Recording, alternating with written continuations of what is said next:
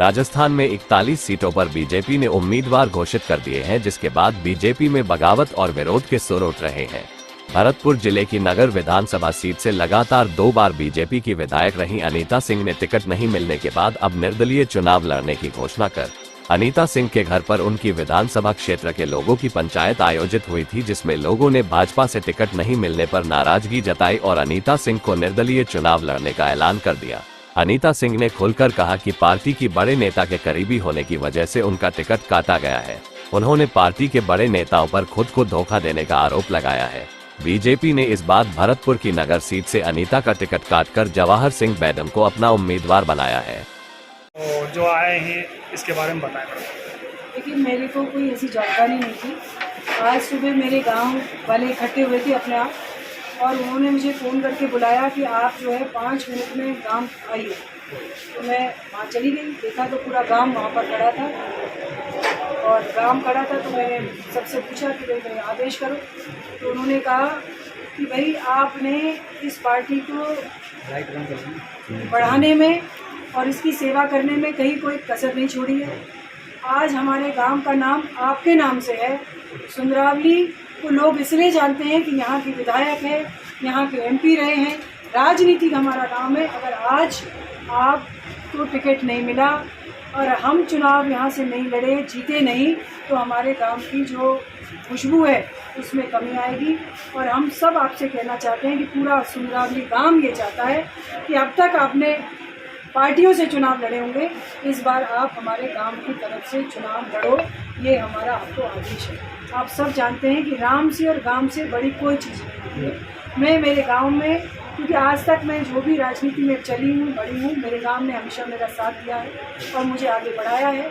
चाहे मैंने जिला प्रमुख का चुनाव लड़ा, या मैंने प्रधानी का लड़ा, या 4 मैंने विधायकों के चुनाव लड़े, हमेशा जो है मुझे मेरे गाँव ने साथ दिया है। मेरा परिवार है और मैं उनकी बात को इनकार नहीं कर सकती थी। तो मैंने उनसे कहा है कि आप जैसा कहेंगे मैं वैसा करूंगी, क्योंकि फ़ोन के द्वारा भी जिस दिन ये टिकट हुआ था, इस दिन मेरे ख्याल से कोई 4 और 5 हज़ार फ़ोन एक दिन में आए थे, जिसमें से मेरे ख्याल से मैं तो कोई 700-800 ही फ़ोन उठाए होंगे, लेकिन मेरा फ़ोन जो है बिल्कुल हैंग सा हो गया था।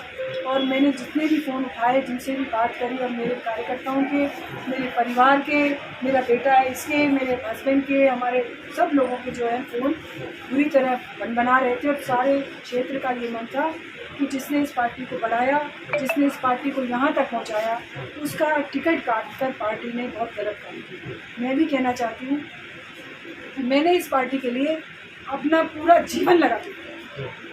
मैं जिला प्रमुख जब बनी थी तो मैं कांग्रेस की टिकट पे बनी थी और इंडिपेंडेंट जिला प्रमुख। उस समय पार्टी ने मुझसे कहा था कि पार्टी आपका ख्याल रखेगी, आप पार्टी में आइए।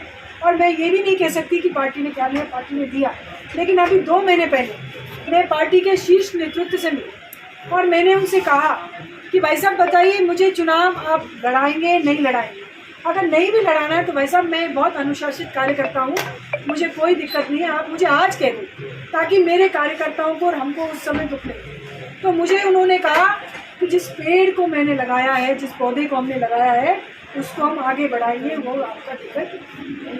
जैसे कि मैडम आप भावुक हो रही हैं, और आपका भावुक होना बिल्कुल स्वाभाविक है, क्योंकि नगर की जनता बोल रही है कि अनीता को टिकट नहीं मिला तो हम वोट नहीं देंगे बीजेपी पार्टी के लिए। तो आज उस जनता के लिए आप क्या कहना चाहेंगे? मैं जनता से कहना चाहती हूँ कि जनता जो कहेगी वो मैं करूँगी। मेरी जनता ने आज मुझे कहा है, सबने इकट्ठा होके, कि आपको चुनाव लड़ना है, मैं चुनाव लड़ूंगी। कहते ना कि किंचित में नहीं भयभीत, हार में या जीत, जो भी मिलेगा इस पद पर, संघर्ष के पद पर मैं चलती हूँ। मैडम आप पार्टी से जुड़े रहे हैं, सबसे बड़ी बात यह है कि अगर पार्टी बाद में कोई दबाव देती है, पद का कोई लालच देती है, तो अनीता सिंह जी फिर क्या करेंगे? आप, मैं ये कहना चाहती हूँ कि आप भी परिवार वाले आदमी हैं। सबसे पहले आदमी का परिवार और उसका काम और उसके लोग, मुझे इन्हीं के साथ जीना है, इन्हीं के साथ रहना है। मैं इनकी बात का अक्षर से पालन करूंगी।